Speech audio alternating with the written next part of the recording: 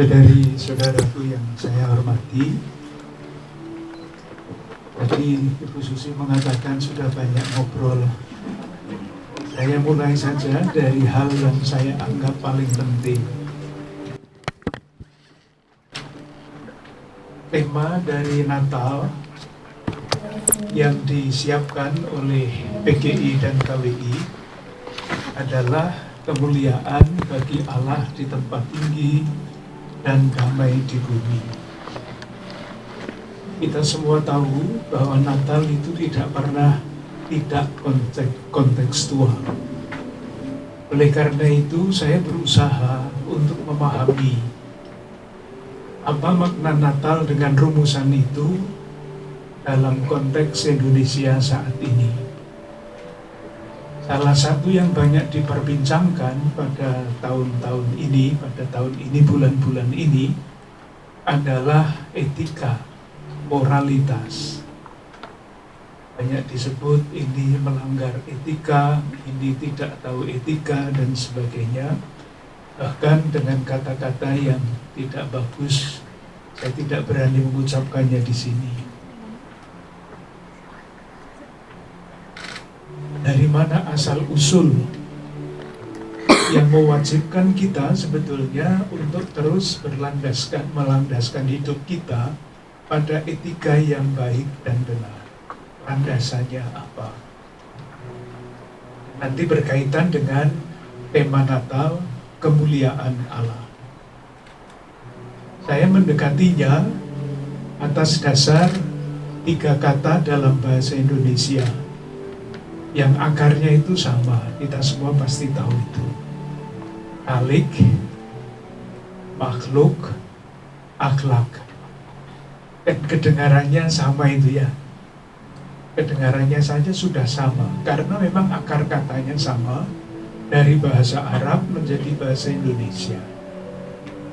Tetapi masalah atau pesannya bagi saya bukan sekedar akarnya sama, tetapi sebetulnya itu menunjukkan seharusnya pribadi manusia itu seperti apa. Seharusnya siapapun dia, dengan latar belakang apapun dia, setiap manusia, setiap pribadi itu mesti sadar bahwa hidupnya adalah makhluk, artinya ciptaan. Dan sebagai makhluk dia mempunyai hubungan dengan Sang Khalik, Sang Pencipta. Maka di hadapan Sang Khalik, manusia yang adalah makhluk itu, tanggung jawabnya adalah bersembah sujud. Sembah sujud. Itulah yang kita lakukan di dalam ibadah. Itulah yang kita lakukan di dalam olah rohani. Misalnya ziarah, misalnya macam-macam. Berdoa dan sebagainya. Tapi itu satu pihak. Pihak yang lain selain bersembah sujud kepada Allah, manusia yang adalah makhluk itu mesti bersembah bakti. Yang satu sujud, yang kedua bakti. Bakti kepada siapa? Kepada sesama, kepada alam. Dan bakti yang sejati itu seharusnya dilandaskan pada akhlak mulia. Maka kata yang ketiga muncul, bersembah sujud kepada Sang Pencipta dan bersembah bakti dengan akhlak mulia kepada sesama, kepada alam dan sebagainya. Itu hakikat manusia. Jadi seharusnya manusia itu mesti berakhlak mulia, mesti.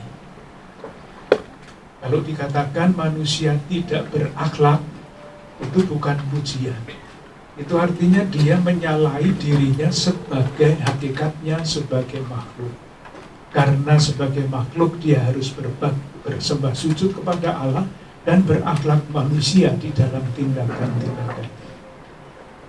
Oleh karena itu, yang bagi saya menjadi sangat penting adalah ini. Saya tadi berkhotbah di dalam gereja, kemuliaan Allah yang menjadi tema dari pesan Natal.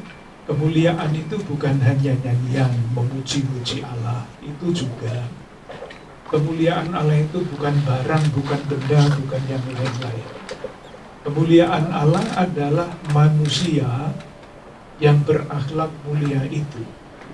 Semakin manusia sadar akan hakikatnya sebagai makhluk dan berakhlak mulia, dengan sendirinya pribadinya akan memancarkan kemuliaan Allah. Dan kemuliaan Allah itu antara lain, akhlak mulia itu antara lain terwujud di dalam sikap peduli. Pedulinya terhadap siapa? Macam-macam. Saya memberikan contoh di dalam catatan yang saya siapkan. Peduli terhadap sesama. Caranya bagaimana? Banyak, bukan main. Misalnya, konkret sekali yang saya memberikan contoh di dalam catatan ini, angka tengkes yang tinggi. Anak-anak yang kelaparan, kurang gizi. 21,6% jumlahnya. Dari lain pihak, mengerikan kalau membaca tulisan yang melaporkan di tahun 2022 memang angkanya, itu makanan yang dibuang sebagai sampah pada tahun 2022, kalau dirupiahkan jumlahnya 330 triliun. Ini mengerikan apa enggak? Sementara anak-anak kita kurang gizi, makanan yang dibuang sekian banyaknya. Salah satu. Terus kalau kita mau peduli terhadap realitas ini, bagaimana? Macam-macam. Kecil-kecil sebetulnya tanggung jawab negara untuk menyelesaikan masalah ini. Karena negara itu menerima pajak, membuat aturan-aturan, bahkan boleh menggunakan kekerasan untuk mempertahankan aturan. Tapi kita tidak mau melemparkan tanggung jawab hanya kepada pemerintah. Itu cita-cita kemerdekaan kita, kesejahteraan bersama. Contoh kecil-kecil, moga-moga dapat menjadi suara hati. Misalnya, saya berjanji untuk tidak pernah menyisakan makanan kalau saya makan. Sederhana sekali, dan semua orang bisa itu. Kadang-kadang kan matanya lebih besar daripada perutnya ya. Muat dipesan, tapi nanti 3/4-nya dibuang, hanya sedikit aja yang dicicipi. Itu termasuk dosa merampas hak orang miskin. Keras itu kata-kata Paulus. Hari yang lalu saya ketemu dengan satu penggerak kemasyarakatan. Yang didatangi adalah anak-anak kolong. Temukan 100 anak yang tidak mempunyai akte kelahiran. Tidak punya. Kita semua tahu kalau anak tidak punya akte kelahiran, itu artinya dia tidak mempunyai akses pendidikan, dia tidak punya akses kesehatan. 100 orang tidak, itu baru lingkup kecil di penjaringan. Nah, kepedulian kita, kepedulian kelompok itu apa? Mengumpulkan anak-anak itu, mengundang seorang yang tahu hukum, dan berusaha untuk mencarikan akte kelahiran bagi 100 anak itu. Ketika diperiksa, semuanya ternyata yang memenuhi syarat hanya 60 yang akan dicarikan akte kelahiran. Nah, yang 40 mau diapakan? Kepedulian seperti itu. Kita hari-hari ini panasnya bukan main, 2 hari yang lalu sampai 38. Kemarin saya ketemu sama Bapak Gubernur, pejabat Gubernur, Bapak Heru. Saya bertanya bagaimana masyarakat Jakarta tentang air. Beliau bercerita mengenai macam-macam usaha yang dilakukan oleh pemerintah DKI untuk saudara-saudara kita yang tidak mempunyai sumber air. Memasang pipa 100 sekian kilometer misalnya, menyediakan tampungan air untuk saudara-saudara kita yang tidak mempunyai akses terhadap air. Tetapi yang mengerikan bagi saya itu kata-kata yang selanjutnya. Beliau mengatakan begini, Romo, ada satu penelitian yang mengatakan 10 tahun yang akan datang dibandingkan sekarang ini suhunya paling dingin. Coba silakan membayangkan itu. suhu 37-38 derajat itu katanya dingin. Nah, 10 tahun ke depan itu akan seperti apa? Masalah lingkungan hidup. Itu masalah gaya hidup tentu saja. Kalau gaya hidupnya berlebihan, dengan sendirinya bumi akan semakin berontak, semakin panas. Itu bukan saya menceritakan kemarin Bapak Gubernur. Maka pribadi yang berakhlak mulia itulah yang mencerminkan kemuliaan Allah, terutama di dalam semangat kepedulian. Dalam catatan saya ini, tadi saya juga ceritakan di gereja, kita ini dianugerahi oleh Tuhan watak yang sangat mulia. Itu watak peduli, yang kalau belum dirusak oleh macam-macam keserakahan ya. Watak peduli. Dari mana disimpulkan? Ada satu lembaga penelitian internasional yang setiap tahun itu meneliti pokok yang namanya World Giving Index, indeks kerelaan memberi dunia. Yang diteliti biasanya lebih dari 140 negara. Dan dalam penelitian itu bukan penelitian pesanan. Tahun 2023 Indonesia ditempatkan di nomor 1 di dalam kerelaan berbagi. Dahsyat itu. Meskipun cerita lain yang banyak kita baca ya korupsi. KPK menangkap ini, menangkap itu.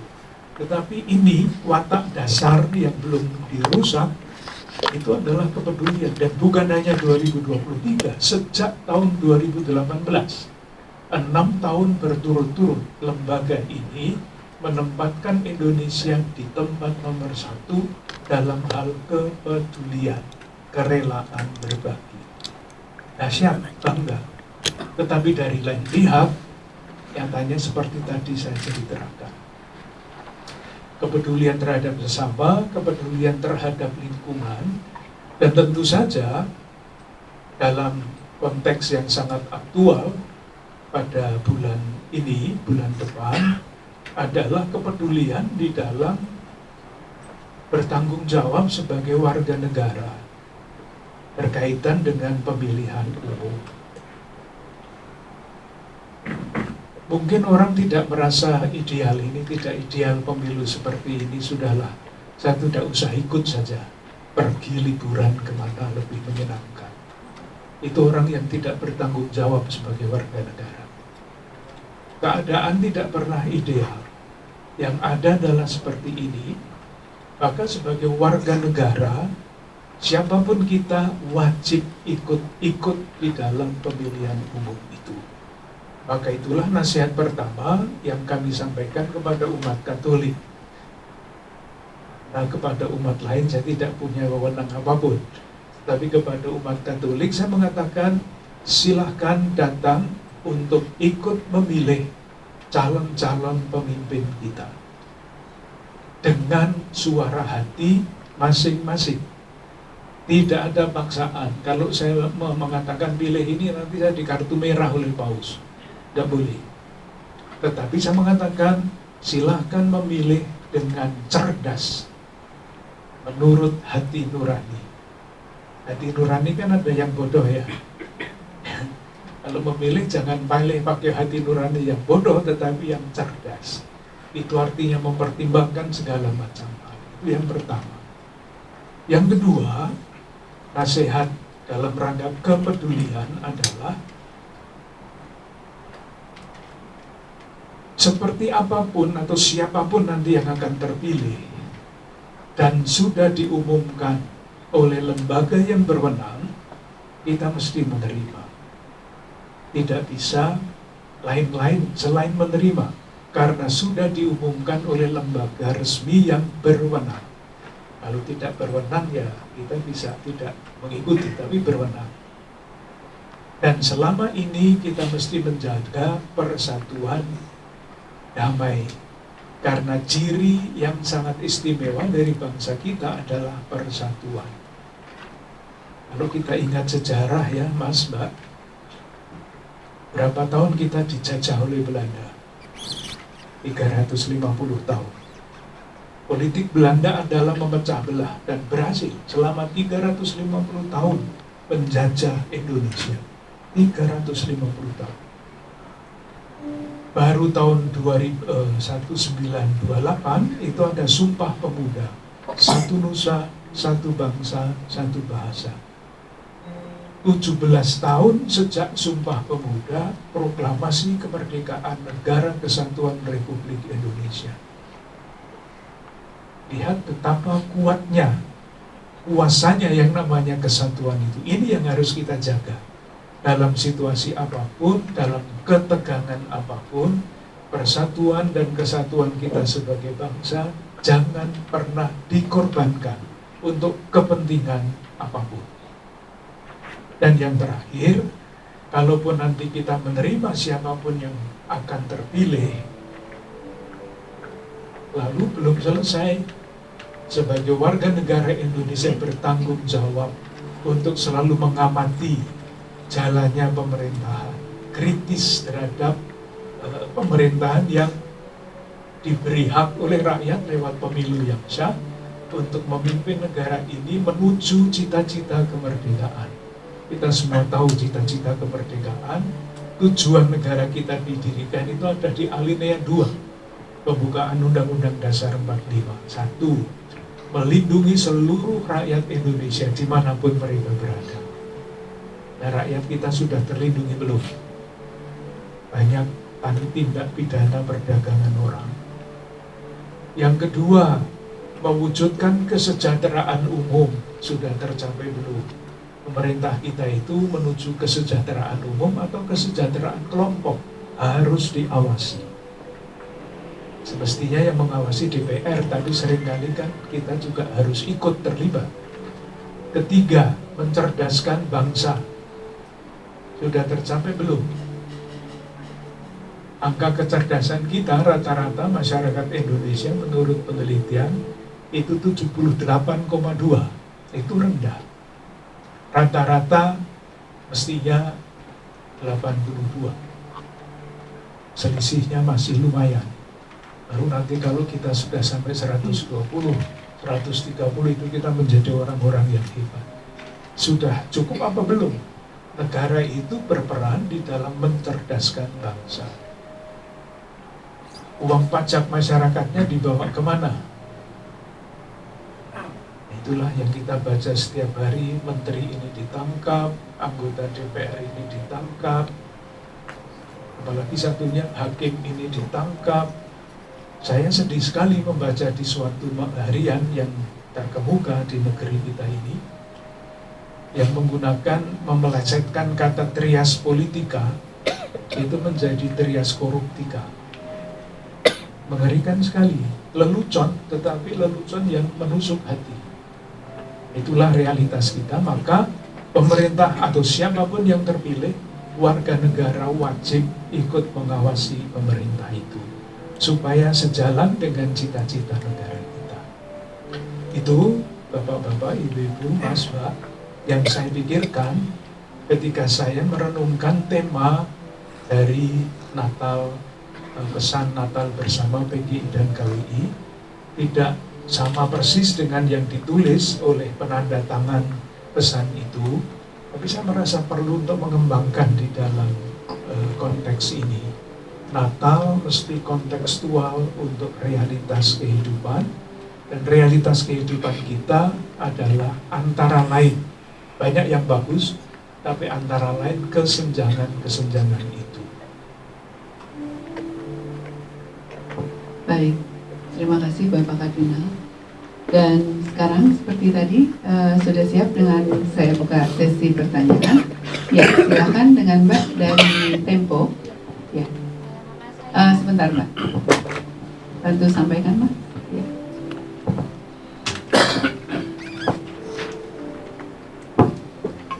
Selamat pagi, nama saya Aisyah Amira dari Tempo. Jadi tadi juga disebutkan bahwa ada pesan kepedulian atau bela rasa.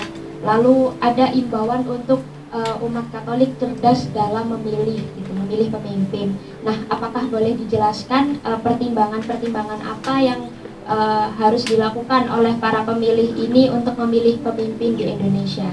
Lalu kemudian yang kedua, di perayaan Natal tahun ini apakah ada pengamanan dari ormas agama lain atau seperti Banser dan lainnya?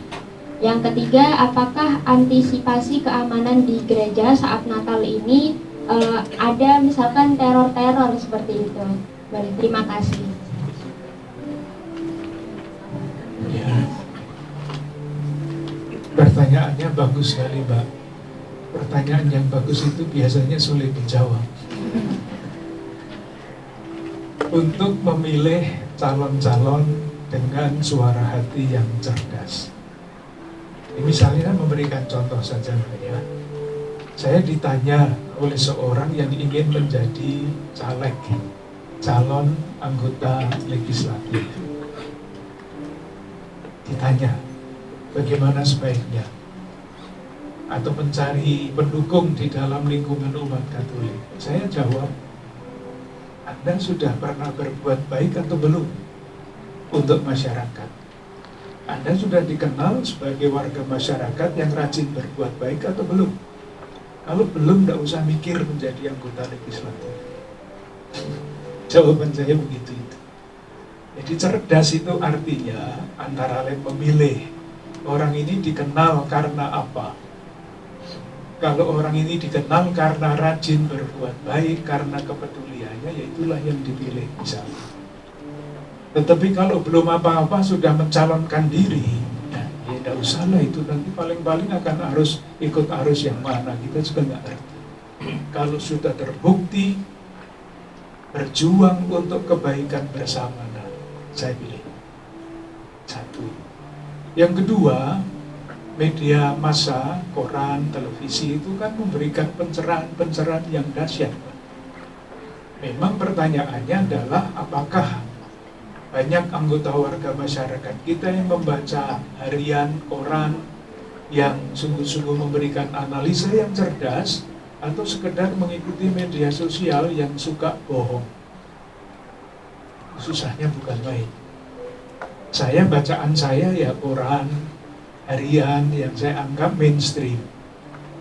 Nah, saya mencerdaskan diri saya dengan membaca itu Tempo misalnya, salah satunya. Kalau Mbak tadi kan dari Tempo ya, saya baca. Saya langganan Kompas di sini, hanya Kompas saja saya langganan karena yang lain-lain tidak. Tapi bagi saya cukup karena memberikan melaporkan macam-macam hal yang mencerdaskan saya pribadi. Dan saya mempunyai banyak kesempatan untuk berbicara, menyampaikan apa yang saya baca kepada umat yang saya layani, tanpa masuk ke dalam politik praktis. Kalau saya tidak boleh, Mbak, masuk ke situ, menyebut nama orang saja tidak boleh. Nanti ya itu tadi, kalau saya mulai menyebut pro ini, pro A, pro B, pro C, saya di kartu kuning oleh pimpinan saya, tidak boleh. Memberikan norma-norma yang objektif, yang sesuai dengan etika politik. Mengenai ini, Romo Hani bisa cerita tentang pengamanan gereja. Ya, baik Bapak Bosku. Teman-teman, untuk terkait dengan pengamanan, kita selalu ada dalam kerjasama dan juga koordinasi dengan pihak terkait. Kita juga bukan hanya pada waktu Natal saja sebenarnya, jadi Natal di bagian yang istimewa, tetapi secara umum kita selalu berkoordinasi dengan dari Polsek dan Polres Jakarta Pusat maupun Polres Jakarta Besar bersama dengan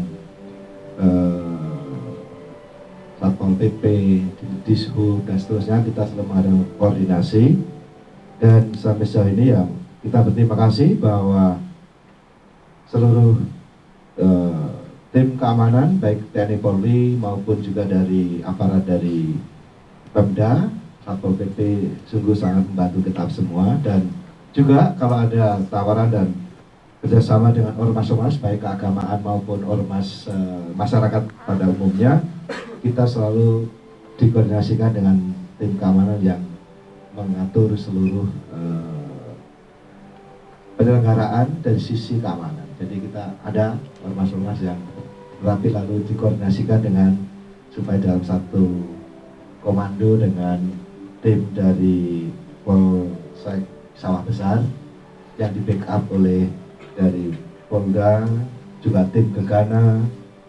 Kita juga selalu dalam persiapan Natal selalu diundang untuk koordinasi juga dengan di Polda Metro Jaya untuk mengantisipasi sekaligus juga menyiapkan hal-hal yang, dan secara umum semuanya berjalan dengan baik. Dan kita terima kasih kemarin malam Bapak Kapolri bersama juga Bapak Kasum mewakili Panglima TNI untuk mengunjungi kami semua dan memastikan bahwa seluruh perayaan berjalan dengan aman, lancar, dan umat merasa nyaman untuk beribadah. Satu hal yang paling baru, Mbak, mengenai keamanan, hari 2-3 hari yang lalu ada tim dari BNPT, Badan Nasional Penanggulangan Terorisme, yang memeriksa kompleks ini, memberikan catatan macam-macam. Dan kalau pergi ke pos satpam yang di situ ada tulisan kecil certified by BNPT. Jadi sudah dikunjungi, masih banyak atau beberapa catatan untuk ditingkatkan, tetapi sudah dianggap sudah disertifikasi oleh lembaga yang berwenang berkaitan dengan keamanan, Badan Nasional Penanggulangan Terorisme. Paling baru itu, baru 2 hari yang lalu.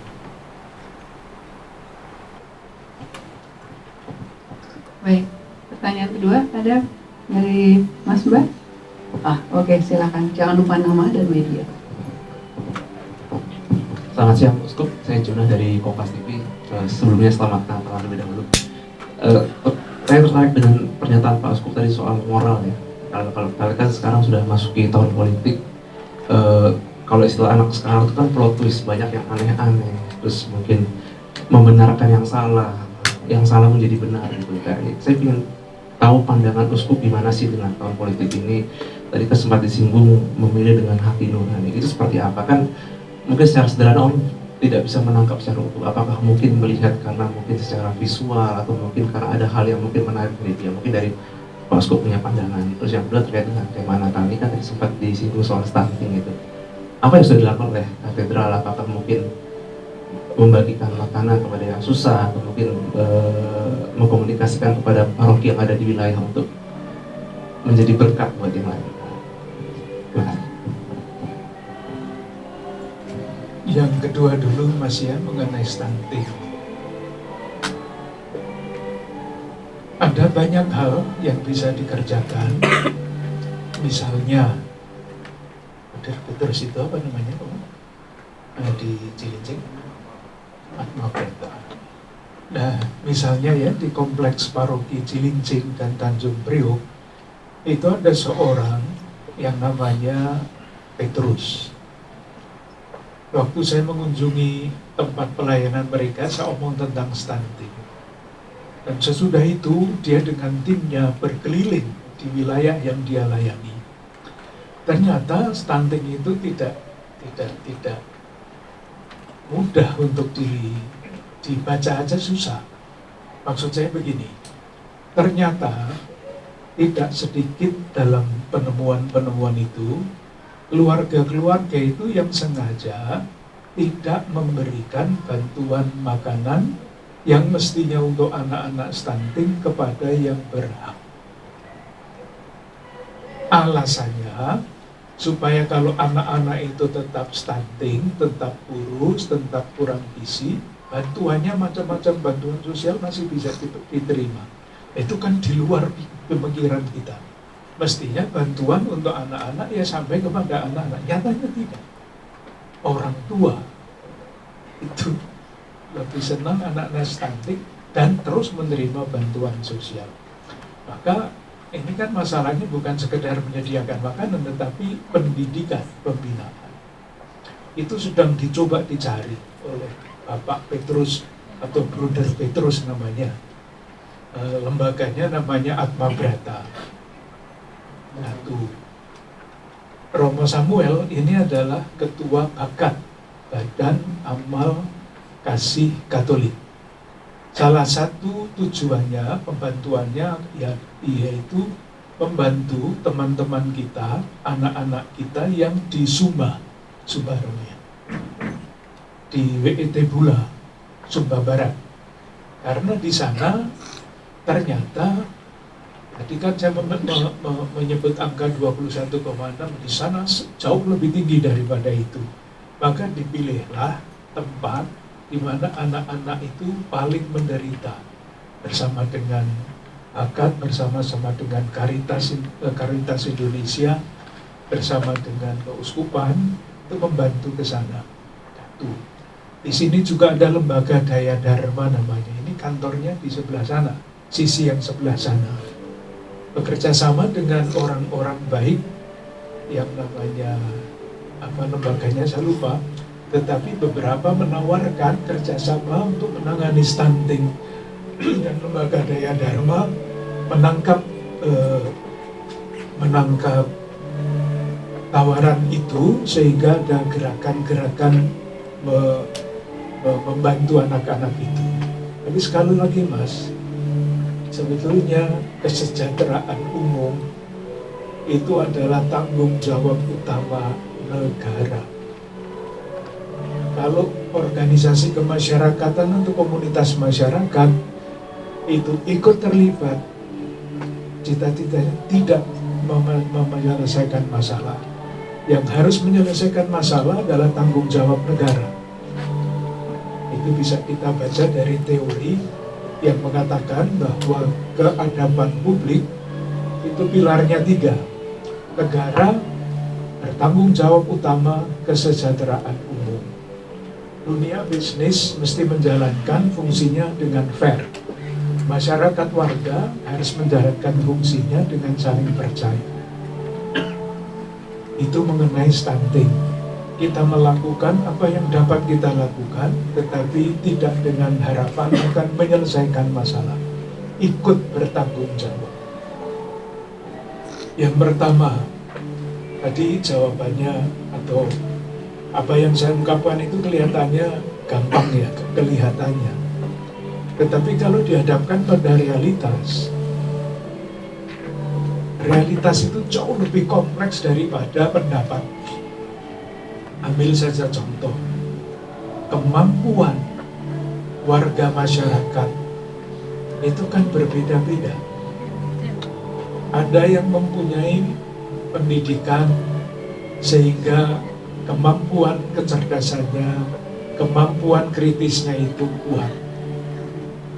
Ada para akademisi dan sebagainya, tapi itu juga masih bisa dipilih-pilih ikut aliran yang mana.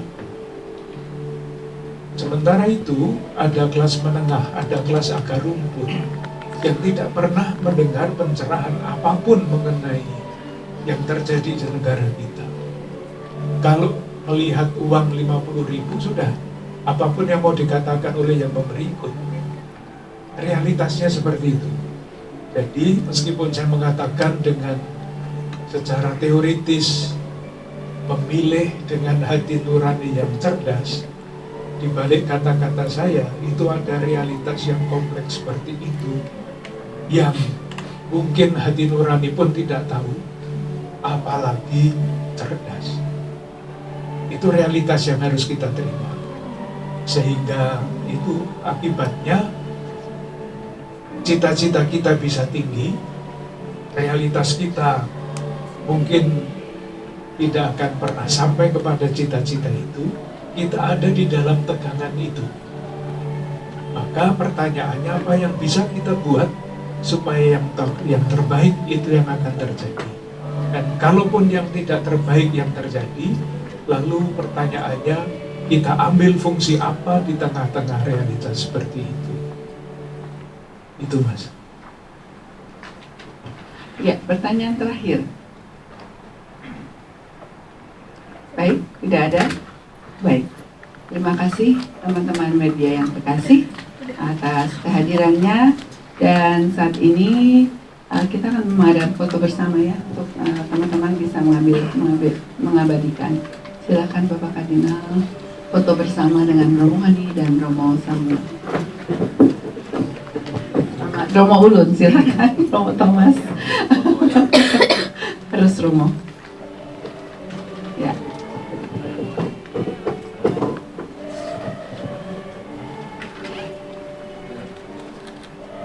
Ya, silakan teman-teman kalau ini mau mengarahkan sudah tengah ya.